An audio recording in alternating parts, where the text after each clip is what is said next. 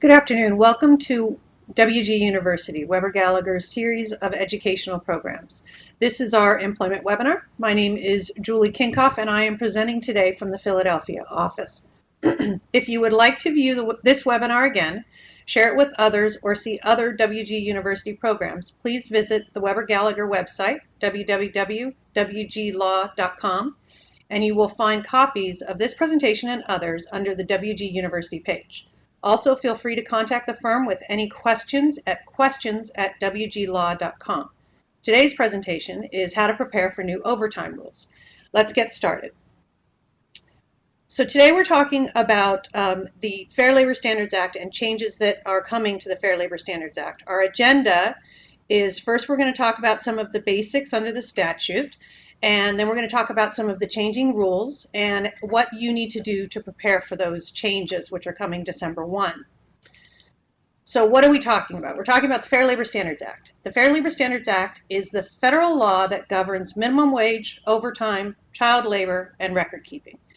The Pennsylvania equivalent is the Minimum Wage Act, which contains a lot of the same provisions and in some ways provides even more protection to employees than the federal statute. Obviously, employers in Pennsylvania need to comply with both the state and federal law. We're going to focus today on the federal law, but I will point out some changes in the Pennsylvania law as they're applicable.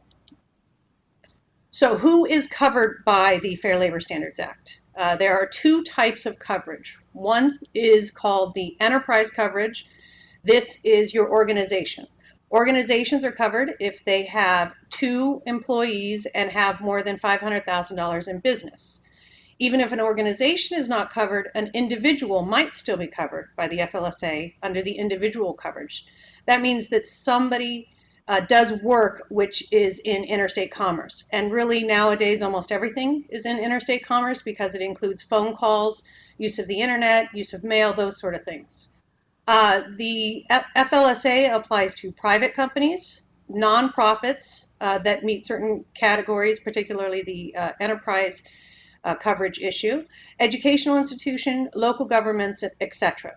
There are certain industries that have special rules and are not covered, either not covered at all by the FLSA or have different special rules for them. Those include trucking, which is the motor carrier exemption, the motion picture industry, agriculture, and amusement parks or like summer camps.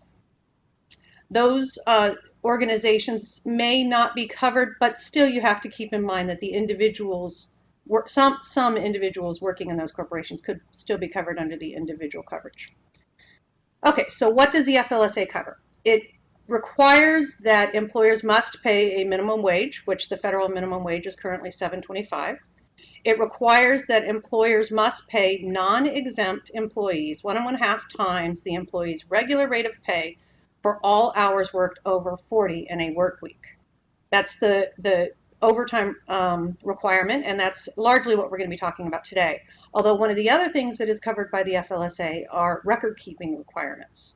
The record-keeping requirements require employees to track hours worked by employees in each work week. Those are, as we are going to talk about, going to become even more important as more people are covered by overtime. There are certain exemptions to who is eligible for overtime. The most common exemptions are the so-called white-collar exemptions. These are your executive, administrative, professional, and outside sales. Now, outside is in italics there because that's one that employers often make mistakes about. They truly have to be outside of your organization or outside of your workplace in order to be covered by the outside sales exemption. If you have any questions about these exemptions, you can send us a question and we'll be happy to answer those for you. There are other common exemptions to the overtime requirements, but they are not available in Pennsylvania. As I said, the state law in some ways provides more protection than the federal law. So while in other states you may be able to use the highly compensated employee exemption or the computer employee exemption, in Pennsylvania you cannot, because then you wouldn't be complying with the Pennsylvania Wage Act, and you need to comply obviously with both. So in order for employees to be covered by the white-collar exemptions, they have to pass a three-part test. All three parts must be satisfied in order for them to be exempt from the overtime rules. First, they have to be paid on a salary basis. That means that they get paid essentially the same amount every week. They have to be paid a minimum salary. These are the amounts that are changing drastically in the new rules. Next, they have to pass the job duties test for the particular exemption that you are trying to apply them to. So what happens if you get it wrong?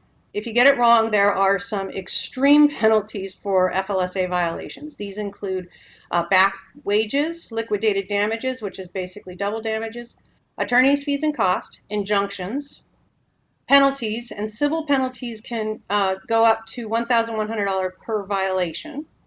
And willful violations can result in criminal prosecution. The FLSA also has what's called a hot goods exempt provision, which means that the Wage and Hour Division of the Department of Labor can seek to restrain shipment of goods produced in violation of the Fair Labor Standards Act. I will tell you that I have never seen that provision used, but it is there, so it's something that you should be aware of. Also, there is personal liability for those persons who are involved in developing pay policies. If those policies do not comply with the Fair Labor Standards Act, you could be personally liable, so that's something to keep in mind. Okay, so who enforces the Fair Labor Standards Act? Two basic areas. First is, of course, the government. In this case, that's the Department of Labor and the Wage and Hour Division. But the other is private individuals through lawsuits and the plaintiff's bar, which in many ways might be more dangerous than the government. Now, looking at governmental enforcement, we are seeing in the last several years increased enforcement by the Department of Labor. The number of DOL investigators, that's the people who are looking into this, has doubled since 2008. In the last 5 years, they are initiating more investigations themselves, up 23%. They are finding more violations. They're finding 20% more violations. And the rate of violations found in DOL-initiated investigations is also going up. So the DOL says that it has recovered $1.3 billion in back wages, and that money went to 1.5 million individuals. We are also seeing that investigations that are done by the DOL have a larger scope. They're looking for systematic problems. So they're not looking for how Bob is paid. They are looking for how all of the people who do Bob's job is paid. So those increase the risk for employers, both in terms of damages and penalties, but also in terms of the scope of the investigation that the DOL is going to be doing if they do come in. Also, it used to be that liquidated damages was something that you saw in extreme cases. Now what we're seeing is that liquidated damages are the norm when it comes to DOL investigations. So there is definitely a different approach over there over the last several years, and it is certainly something that employers need to be aware of. The other piece of this, the other piece of enforcement, is through litigation. There were nearly 9,000 Fair Labor Standards Act federal cases filed in 2015. That is more, 7.6% more than the year before. And that does not include the state litigation. That is only litigation that was filed in federal court. So if it was filed in state court, it's not included in those numbers. Oftentimes, these litigation cases are brought as collective actions, which are akin to a class action, but not the same exactly, but involve multiple claims within one case. There has been $400 million paid out in 2014 for settlement of FLSA claims, and the average was $5.3 million per employer. So, and that last number down there, since 2007, employers have paid more than $3.6 billion to settle wage and hour lawsuits. So this is clearly a big area for employers to be aware of. The increase in litigation is also something that you should be aware of. This spike that you see in here on this graph here, the big spike here after 2006, that was only a few years after the last set of changes to the Fair Labor Standards Act. The last set of major changes was in 2004. Following those, we have seen a drastic increase in the number of cases that were brought. And it's expected, I think, by all experts who have spoke on this, that we will also see another big bump in wage and hour lawsuits and litigation after these changes go into effect. Just to give you an idea of what some of these cases look like, Kmart recently settled a case for $3.6 million, which was for 422 people. LinkedIn has paid $6 million. One that's more local here in Philadelphia, in the suburbs, American Furniture System, that was a break case, meaning that they weren't paying people correctly for their breaks, and they were ordered to pay $1.3 million. A lot of that was also ordered to be paid by the owner of the company as a personal liability. Okay, so what are the changes that we're going to see here? The white-collar salary minimum is going to more than double to $913 a week, or $4,476 a year. That means that anybody who makes less than $47,476 cannot be exempt from overtime, regardless of what their duties are. The highly compensated amount is also going up, although, as I said, be careful in Pennsylvania because that exemption is not available here. We're going to talk about one of the things that the Department of Labor has said is that they are now going to allow some bonuses to be counted in setting the salary minimum, but as we'll see, that's not really much of a gift. And one of the other issues that we are also going to talk about is this automatic update. Every 3 years, starting in 2020, the amounts of the minimums are going to continue to go up. To stay in pace so that only the 40th percentile of those making, stated another way, would be so that the white-collar exemptions are limited to the 40th percentile based on the census numbers, and that the highly compensated is limited to the 90th percentile. We'll talk about that. These changes are going into effect December 1. So what does that mean from a practical matter? It means that a lot more people are going to be eligible for overtime. Employers are going to need to decide whether they are going to reclassify those workers and which workers are going to be reclassified. Reclassifying the workers is going to have a significant financial impact. What that means is you're going to have millions of more workers who are going to be existing in the non-exempt world. There's going to be a lot of adjustments involved in that. There's going to be increased administrative burden, and there's going to be some morale issues, which we are going to address as well. You are also going to need to do training and policy changes in order to make sure that your company or your organization is ready for these changes. And as I said, the new updates every 3 years are going to be based on some skewed data after this set of changes are put into place, and that will likely lead to additional increases in the future, additional increases into the salary minimums. So just to give you a little bit of an idea of the impact of this, here are some numbers that you might want to consider.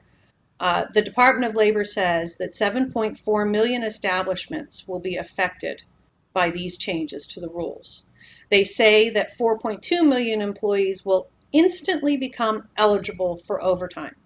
Now, that's what the Department of Labor says. Many industry groups have come out to say that that number is really more like 10 million workers who will instantly become eligible for overtime. And as we have up here on this slide, that's more than the population of Maine, New Hampshire, Rhode Island, Montana, Delaware, South Dakota, Alaska, North Dakota, Vermont, Washington, and Wyoming combined. So there is clearly a lot of employees who are going to be affected by these changes, and a lot of employers who are going to be affected by these changes. According to the Department of Labor, it'll take employers $492.7 million to comply with these changes. And what that means is the Department of Labor thinks that it will take you 1 hour as an HR person to figure out what these changes mean, how your company is going to respond to them and to implement those changes. Clearly, that's a joke. I mean, clearly it's going to take a lot more than that. As far as the net transfer of money, there is a net transfer from employers to workers of $1.39 billion in more overtime compensation and increased salaries that is anticipated from these changes. So clearly this is a big issue, and it's something that employers need to get ready for. So what are the changes? As I said, many, many more employees are going to be eligible for overtime. Anyone who currently makes between $23,660 and $47,476 now is instantly going to be eligible for overtime regardless of their duties. So what do you have to do with these people that are in this classification? You can either limit their hours, you can reclassify them. You know, we'll talk about some specific examples of how this is going to affect particular employees or sample employees. But one thing is clear, it's going to create some morale problems for the employees. Your newly non-exempt employees, those who, you know, were exempt before but now are no longer exempt employees. Sure, they are entitled to overtime now, but many times people consider having a salaried position to be better than having an hourly position. And if you move them, or when you move them to an hourly position, they are going to feel demoted. They may also lose perks and benefits depending on how your benefits are defined in your handbook. And they're also going to have less flexibility. One of the things that salaried workers cherish is the flexibility that comes with that classification. Once they're reclassified, they may lose that flexibility. Now, as for the morale problems that your exempt employees, those who continue to be exempt, are going to face, the fact here is that tracking hours worked is going to be more important than ever. Employers, you need to look now and make sure that you have the systems in place to keep the necessary records. You are going to have people who have never been tracking their hours suddenly being forced to track their hours. There's going to clearly be some adjustments involved and some training that's going to need to be done. You're also going to want to look at your policies and what policies need to be updated in order to deal with these changes. For example, do you have policies? What are your policies now relating to overtime? Does it have to be approved? Does everybody know that? What kind of training is involved in getting the workers and the supervisors up to speed in what your policies are, now that those policies and tracking hours is so much more important? Is there any good news? Well, it depends on how you look at it. The Department of Labor is allowing us to use some bonus and incentive plans to satisfy part of the salary basis test. But really, I think if there is any good news here, it does provide you with an opportunity to fix some long-standing problems. You know, employers often have those certain positions that they're not so sure about whether they should be classified as exempt or non-exempt, but they don't want to rock the boat and you know, and change the status. Well, now you have to rock the boat because now you've been given a mandate essentially from the government to do it. So it does give us an opportunity to fix some long-standing problems and blame it on the lawyers and blame it on the government. As far as the bonus and the incentive plans, first of all, this is for a very small amount of money. We're talking about, it's capped at 10%. So the maximum that it's minimum.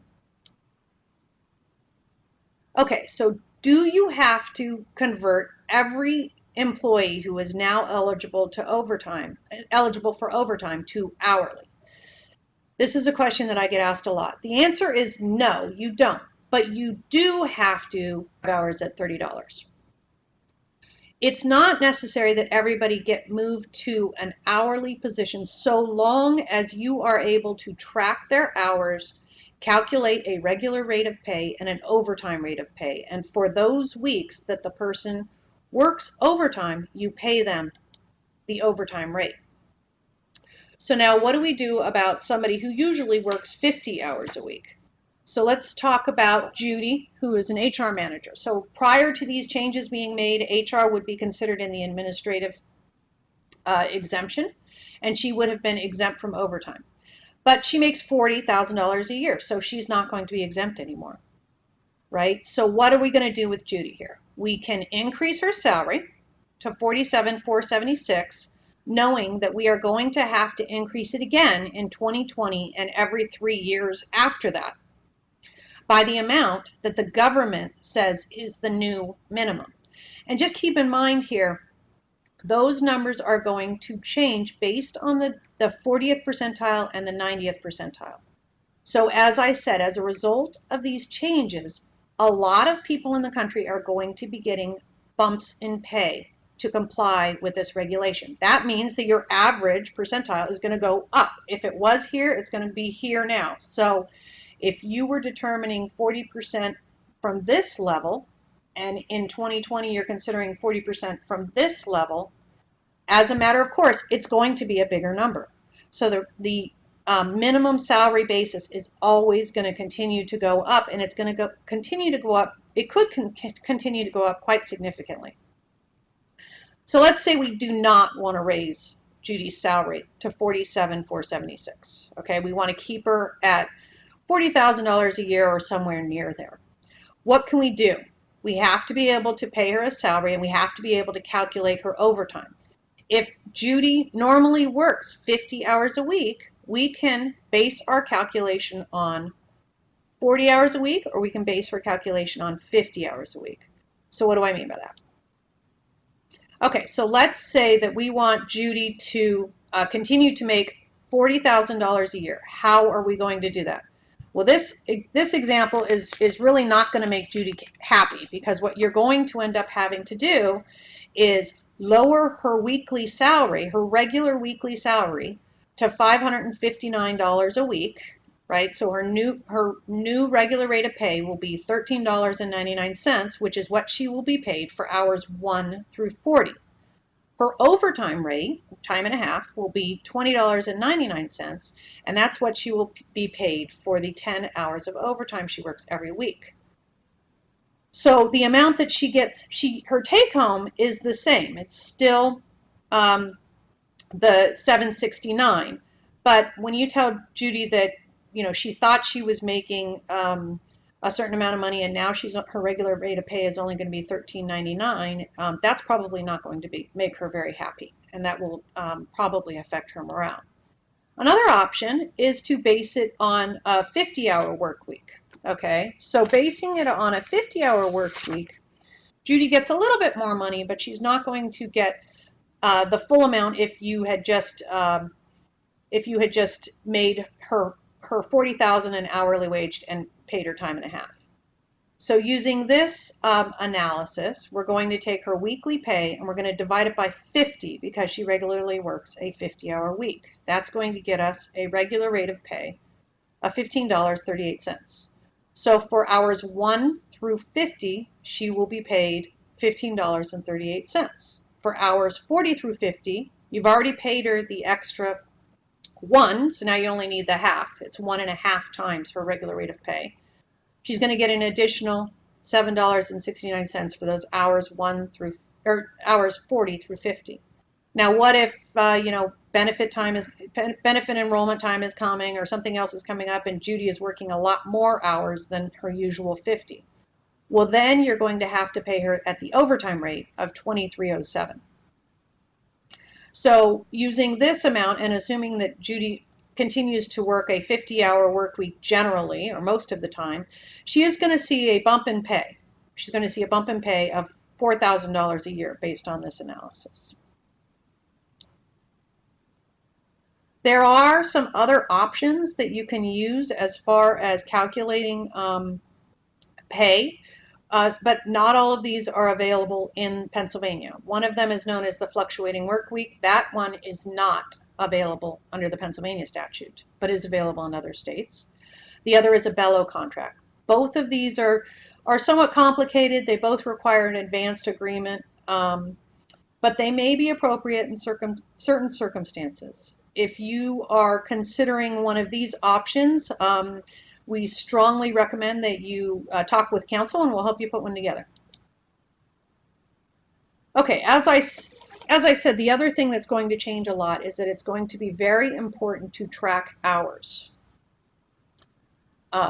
Most of the overtime in the FLSA lawsuits include both a failure to pay overtime and also a failure to keep hours, records of hours and pay that are required by the statute. These records must be accurate, must be an accurate number of the hours worked daily by the employee. Now, the Department of Labor says you don't need to clock in or out every day. You just need to track hours. Now, that's kind of saying one thing, but it's not actually true. You do need to always track hours. I guess what they're saying is that not everybody needs to put a time clock in, so long as you are tracking the hours. But really, it's the tracking the hours that's the hard part, not the time clock. There are certain employees who, if you have a fixed schedule, so somebody always comes in every day at the same time and leaves every day for lunch at the same time, comes back every day from lunch at the same time and leaves for the day every day at the same time, the Department of Labor says, fine, you don't need to write down their hours every day. But if there is any change in that, then you need to document the changes. So what you could do for that type of person is have a weekly schedule for them that they just check off that says, okay, yes, this is the hours I worked this week. And so long as there's no deviation from their usual schedule, that's fine. But if there is any deviation, if they are late or they come, they leave early or they come in late or something like that, then you need to record their actual hours worked. So what are the biggest errors that we see employers making when it comes to the Fair Labor Standards Act? The biggest one is not paying for all time worked. These errors are going to become so much more important when you have so many more people who have to track their hours. So what do we mean by not paying for all time worked? The biggest problem here is often off the clock work. So you have kind of the obvious one, which is your supervisors who have tight budgets. They're telling employees not to record all hours worked or to go clock out and then come back and do more work. That's an obvious error. One that's not so obvious but is still a problem for a lot of employees is after hours work. This is because of the era of the smartphone. You have employees who might be checking emails on their mobile devices or checking their emails at home. They might be getting assignments for the next day. They might be preparing materials to do the next job that they're going to go out in the morning. They need to be paid for that time. And if they are not keeping track of it and you're not paying them for that, then that's going to be a problem. That's also one of the areas that employers need to address as far as policies are concerned. And we can talk about that. We're going to talk about that in a few slides here. Another common error that we see, and this will be less of a common error as it was in the past, but you still have to keep in mind, they still have to be paid a salary, they still have to make the minimum, and they still have to meet the duties test. If they don't meet the duties test in the statute, then even if they are paid more than the salary minimum, they are not exempt from overtime. Another problem and common error that we see are employers who rely on outdated or inaccurate job descriptions. So this is, if you have written job descriptions, now is a great time to review them and to update them. Positions change, people change, the jobs that people are doing changes, and under the FLSA, it's not what the job description says that makes somebody exempt, it's what they're actually doing. And if it's been a while since you looked at your job descriptions, they may no longer be accurate. Another thing that we hear from employers is, well, everybody else is doing it. All my competitors are doing it. Well, that doesn't mean you can do it and be in compliance with the law. You need to follow what the law does. There is no everyone else is doing it exemption to the Fair Labor Standards Act, and that's not something that you want to be saying to the Department of Labor if they're knocking on your door to perform an audit. This one here on the bottom, not paying for unauthorized overtime. So a lot of employers have a policy that says all overtime must be approved before it happens. And if it's not approved, some employers think that they don't have to pay for it. That is not true. You have to pay for all work that is done by the employees. The way the statute defines it is suffered or permitted to work. If you know the employee is doing the work, you must pay them for the work. So what do? You pay them the overtime for the hours that they work, and then you discipline them for violating your policy. So what do employers need to do between now and December 1st, which is coming up here pretty quick? As I said, the first thing you need to do is look at those job classifications and people on your payroll who are in the danger zone, who are in that area between 24 and 47, who are now, regardless of their duties, not going to be eligible for overtime. Not going to be exempt from overtime, are going to be eligible for overtime. What are you going to do with those employees? Do those employees need to be reclassified? Are you going to, like we talked about with Judy, our HR person, are you going to be able to give them a little bump in pay, or maybe it's a big bump in pay, depending on where they are, and to keep them exempt?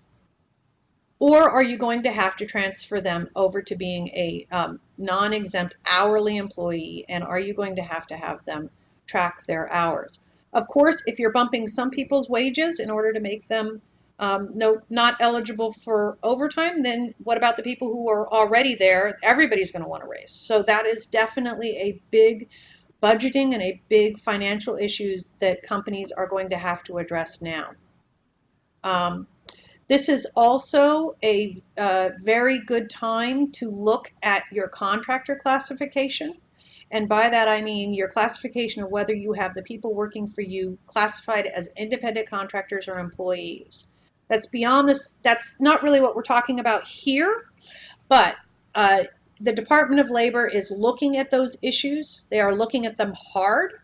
They just entered into a memorandum of understanding with the Commonwealth of Pennsylvania where they are going to be sharing data, and they are really going to be cracking down on misclassification of workers. If you are looking at your systems and you are looking at your payroll and your classification for overtime purposes, it's also a good opportunity to look at your classification for independent contractor and employee purposes. What else do you need to do? You need to look at your benefit eligibility. If you take a whole bunch of people and you move them from exempt to non-exempt, is that going to impact the benefits that those employees receive? You need to look at your plan documents. How are people defined? You need to look at your employee handbook. How do you classify who gets what level of insurance, health insurance? Who gets what level of vacation time? Who gets what level of all of those other kind of fringe benefits?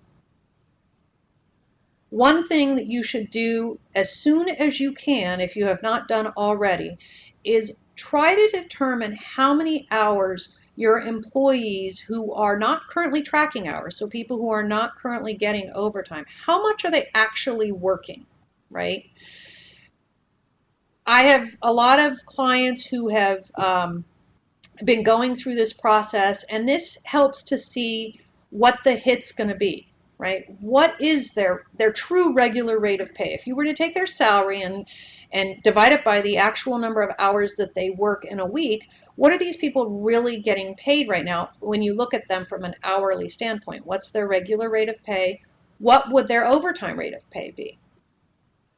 For those workers, are there things that you can do to reduce the scheduled hours that they're going to be working once they become non-exempt, if you do decide to make them non-exempt? Can you reassign work from non-exempt employees to exempt employees? What kind of work shifting can you do? What kind of overtime bill are you going to be facing come December? And is it possible to maybe hire part-time people? what's the best way to address these changes from a financial standpoint? If you don't have the data, you can't run those analysis. So now is a great time to collect that data if you have not already done so. The other thing that you need to do between now and December 1st is to come up with a communication plan to tracking their time, who may have to track their time, and you need to develop a communication plan to get them ready to do that and to facilitate an open communication as to what that means. That, you know, when you have people who view their salary status as making them at a higher level than somebody who's an hourly employee, and you tell them, oh no, you're going to be an hourly employee now, you want to be able to address in your handbook what changes need to be made there to get ready for these new workers who are going to now be tracking their hours. How do you currently address your meals and rest periods? Do those rules currently, as they're written currently, do they comply with the FLSA? And, you know, as I said, one of the things that you need to be careful of when it comes to after-hours work are the emails and calls to non-exempt employees. If you have supervisors who are used to being able to call somebody or send somebody an email at 10 o'clock at night and get an answer, you know, and that the person who's getting that email is now going to be a non-exempt employee, then you need to have policies that address that. You need to train the supervisors, not, if possible, not to expect that they're going to get an answer, or you need to train the employees to track the time that they spend working on those after-hours issues. You know, it's going to be so key to train these newly exempt workers and their managers as to how to deal with this new non-exempt world that they will find themselves in. You also want to make sure that you are keeping complete and accurate records of all hours worked. This is something that you may need to look at your timekeeping systems and make sure that you are able to track all of the hours. First of all, do they have the capacity to deal with the new employees who are going to now be tracking their hours that weren't before? Are the policies and the systems that you have in place adequate? Is it collecting the right type of data that the Department of Labor requires you to collect? And are you maintaining that data for the required period of time?